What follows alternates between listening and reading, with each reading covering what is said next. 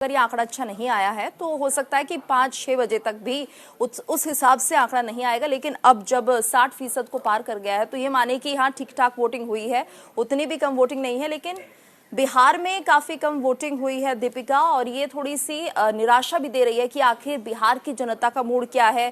क्या बिहार में कोई बड़ा बदलाव नहीं चाहती है जनता, या फिर जो बाकी दल हैं उनको बराबरी पर रखना चाहती है? तो ये थोड़ा समझ नहीं आ रहा है कि बिहार की जनता क्या सोच रही है। देखिए, इसके अलावा देखिए हम आपको बता ही रहे हैं किस तरीके से जो कुछ सीटें हैं उनमें काफी अच्छा मतदान हुआ है, लेकिन कुछ सीटों पर जो मतदाता हैं वो बड़े ही यहाँ पर अच्छी तरीके से मतदान करते नजर नहीं आए। देखिए, हम देखिए अरुणाचल प्रदेश की हम बात करते हैं, सिक्किम विधानसभा में मतदान हुआ था, और इसके अलावा देखिए लोकसभा चुनाव के लिए सबसे खास रुझान जम्मू कश्मीर से भी देखने को मिला था।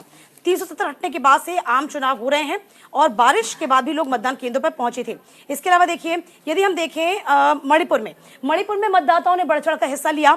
यहाँ पे करीब 69% मतदान हुआ है। तो यहाँ पर देखिए ये तमाम चीजें जो है ना, बहुत चीजें यहाँ पे ये बताती हैं कि आखिरकार ये कहा जाता है कि यदि वोट प्रतिशत अच्छा रहता है तो इसका मतलब यह है कि कहीं ना कहीं ऐसा परसेप्शन होता है कि जो जनता है वो बदलाव चाहती है।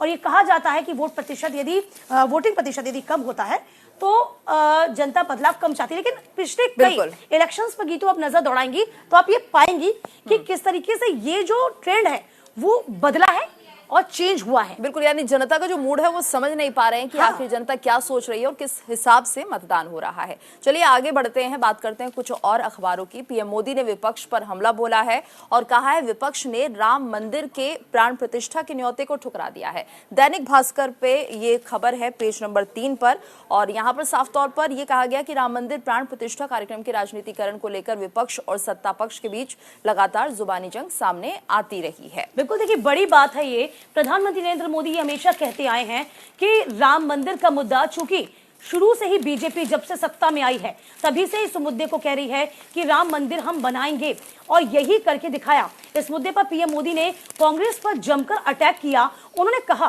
कि राम मंदिर का राजनीतिकरण किसने किया जब हमारा जन्म नहीं हुआ था।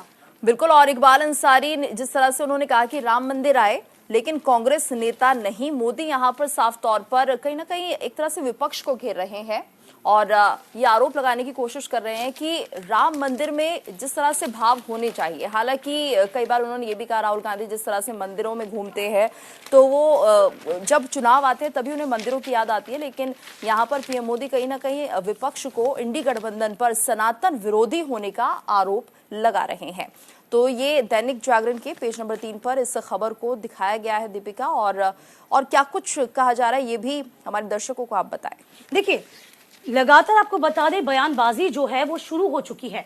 मयान से तलवारें बाहर आ चुकी हैं और शब्द अपशब्द भी हो रहे हैं। लेकिन सवाल ये उठता है कि लगातार जो बीजेपी का कहना है कि आप तमाम चीजों का विरोध पहले करते थे। यदि हम राम मंदिर का जिक्र करें, आपको याद होगा किस तरीके से कांग्रेस ने राम के अस्तित्व को मानने से इनकार कर दिया था। राम